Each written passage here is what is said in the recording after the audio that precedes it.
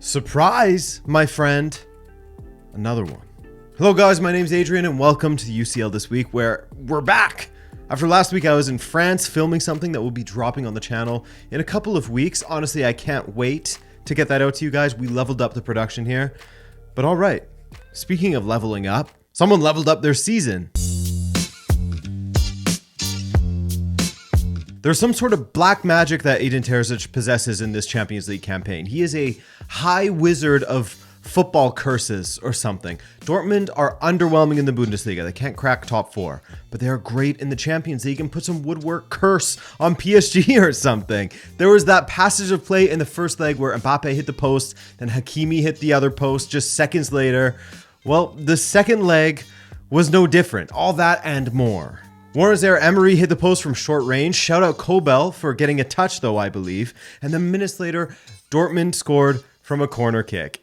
Mats Hummels. It was simply unbelievable, man. About 10 minutes later, Nuno Mendes is hitting the post again for PSG.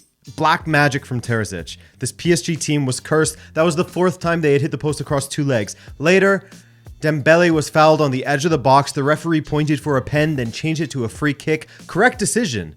But it just goes to show how damn close key moments were in this tie for PSG. Inches from goals, inches from a penalty. Close margins. But while that played a role in this tie in general, Dortmund were also incredibly well disciplined defensively. Their wingers would get back to double up with their fullbacks on PSG's wingers, and their central midfielders would hustle back to cut off counters as much as possible. From cutbacks and crosses into the box, there was always a yellow shirt on the end of it, always. And when there wasn't, they would close the gap quickly and either block the shot outright, as was the case in Asensio, having his strike blocked by Schlotterbeck, or get enough of a touch on it to put off the attacker, as they did plenty of times throughout on Mbappe, on Gonzalo Ramos, etc. Dortmund were honestly stunning defensively, and again, they needed some luck when it came to PSG hitting the post 4 times, but who doesn't need luck to make a final? Everyone does. But on the flip side, I also found 3 players in particular that were incredibly disappointing for PSG: Mbappe, Dembele, and Hakimi. Hakimi was dreadful in my opinion across both of the legs. He was run ragged by Adeyemi in the first leg, and his final ball was horrendous in the second leg. He hasn't been himself since he left Inter, in my opinion. Dembele, the guy couldn't hit the water from the dock. His finishing was wayward. Look to that chance he had in the first half. It was probably PSG's best coherent passage of play, attacking play that is, and it came to Dembele at the back post and he hit it over. To be fair to him, Gonzalo Ramos had a couple of misses as well that he would have wanted back as well. And finally, there was Mbappe, who's pretty much invisible, not just in this match, not just the last match, but let's be honest, man, he wasn't that great against Barcelona either. He was great against Sociedad, but not Barcelona. I know he converted a penalty and got a goal in garbage time in the second leg, but he hasn't been the world beater that PSG have needed to close out the season. Yes, he did indeed hit the bar in the 87th minute, the 5th time they hit the woodwork in this tie, and it was helped onto the bar thanks to another brilliant Kobel save. Don't worry, Vitinha would hit it a 6th time minutes later with a screamer from outside the box. Unbelievable.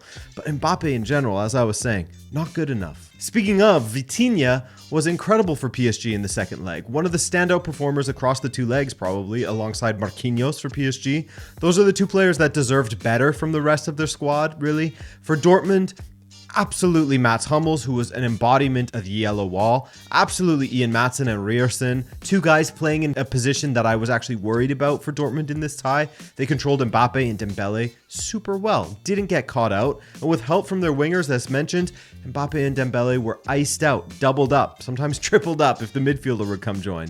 That said, I'm sure Mbappe will have thought that they should have had a penalty at one point towards the end. Memories of Barcola versus Araujo as Schlotterbeck latched onto Mbappe and put him off balance, but nothing given. Risky from Schlotterbeck there.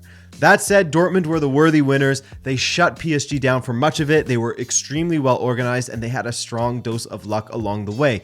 But you create your own luck, right? I genuinely believe that. PSG with an expected goals of 3.53 to Dortmund 0.88, and they lose 1-0 on the night, 2-0 on aggregate. What a sport, eh? That's the highest XG without scoring a goal in the Champions League in the last 5 years. Remarkable stuff. Almost 4 expected goals, didn't get a single one. And honestly, I love this storyline. Borussia Dortmund win the battle of the two teams that typically bottle it, making it another Wembley Champions League final 11 years on since the last time they were there. And they make it there when they have had a brutal season domestically, one of their worst in a long time, and yet look nothing like their crumbling selves to get there. This is a team that, besides Bayern, haven't been able to beat any of the top 4 sides in Germany. They couldn't beat Leverkusen, Stuttgart, or Leipzig this season, but they are in the UCL final. Incredible story, man. Shout out to Dortmund and their supporters, and Marco Reus. Do it for Marco. Well. Well, Real Madrid had the bulk of possession early in this match. These two sides traded blows. There was Carvajal playing a squared ball that Rodrigo just couldn't get his toe on. Then there was Gnabry in acres of space lining up to shoot and opting to square it to Harry Kane, also out of reach for him. Should have just struck at goal there. You must take those opportunities against Real Madrid. If you don't, you're giving them a lifeline. Then in the 13th minute, Vinicius hit one off the inside of the post, came back out to his Brazilian brother Rodrigo, and Manuel Neuer made a save. Best keeper of all time, in my opinion. I made a TikTok about that, breaking it down. If you haven't followed me on TikTok yet, by the way, it's in the description, buddy. Exclusive content there. Anyway, one of the more cursed players this season in general, beyond PSG and their own curse, is unfortunately Serge Gnabry, who was taken out of the game around the 25th minute mark. His 5th injury of this season. That's incredible. Manuel Neuer made another incredible save. Incredible. Typical of him, at full stretch, flying through the air to keep out a Vinicius strike. And while Kane also tested Lunin, the first half ended 0-0. Super even on the night, and that even play continued in the second half. Vinicius with a cutback that was nearly met by a teammate. Then Davies having a deflected strike bounce off the top of the bar, I believe. Vinicius was actually torching Kimmich at times in that second half. He torched him early in the second half, and then again he got the beating of Kimmich in the one-on-one situations before hitting a dangerous ball through the Bayern box, met by a purple shirt, however. Over and over again, Vinicius would find joy down the left, the next time against De Ligt, but Rodrigo just couldn't finish off that squared ball. Speaking of Rodrigo, he would have another face-off with Manuel Neuer as he hit a curling strike from a free kick. Wasn't as far in the corner as it needed to be, however, and given Neuer's strong starting position, he flew across rather comfortably in the end, making it look easy. Then it was Vinicius' turn to hit one, and Neuer made yet another save. Honestly, Vinicius was nearly unplayable in that second half. He was torturing Kimmich and De Ligt and anyone else who wanted some. Meanwhile, Neuer was showing off why he's the all-time greatest, in my opinion, of course. This was an incredible duel between these two players in this match, Vinicius and Neuer. But then, out of nowhere, kind of, Alphonso Davies cut in from the left wing on Rudiger and hit a strike with his weaker right boot. But you would never guess that, as it absolutely was wired inside the post. Lunin with no chance there against the run of play. My God, what a strike from my boy Fonzie. It had to be him. The guy who was linked to Real Madrid and who had never scored in the Champions League before. Also, a huge shout out to Harry Kane for the pass. My God, what a ball from him. Barely had time to look and then sent the ball into Davies' path. Stunner. We're too used to that with Kane that it's almost under-celebrated now. I think it's discrimination due to the fact that this man is running around in Skechers on the pitch. No one respects them. Real would score almost immediately, but Nacho put his hands on the face of Kimmich and shoved him over. Pretty obvious foul, perhaps a record-breaking VAR check as far as speed goes, as it was very, very obvious. The ref looked at it and was done with it in a moment, pretty much. But anyway, Vinicius would have a great opportunity from a Rudiger ball that he would miss. And remember what I said about Manuel Neuer being so incredible?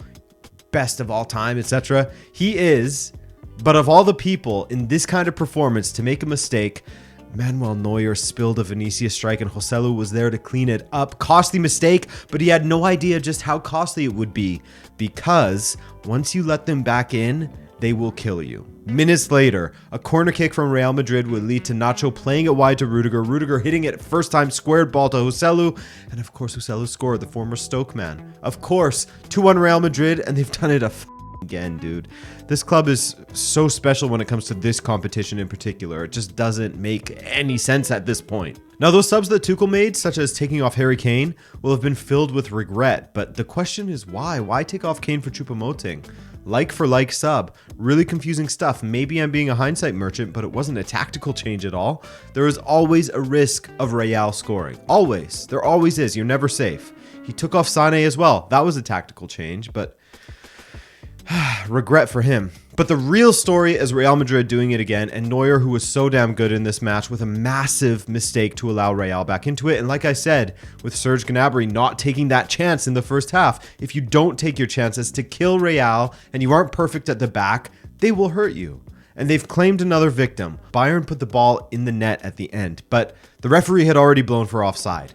That's not the protocol. You're supposed to let it out and then see in case there's a goal so VAR can correct it. He blew the whistle, so Militao had stopped playing. That's a messy one from the referee. He misplayed that as he blew the whistle as Müller headed the ball to De Ligt. Bayern have every reason to feel upset about how the officials handled it. You should let it play through, not whistle it down when it was always going to be a tight call. But yes, the whistle went as Müller headed to De Ligt. So it's not a question of if it should have counted based on whether or not he was offside or whatever. He was onside, but the play died because the referee didn't follow protocol. If he had, perhaps Militao would have actually tried to defend rather than let De Ligt hit the ball. We don't know what would have happened if he had let it play out. So an interesting end to it, but Real Madrid are through to the final once again. Borussia Dortmund versus Real Madrid. Jude Bellingham gets to experience a final at Wembley against his old club.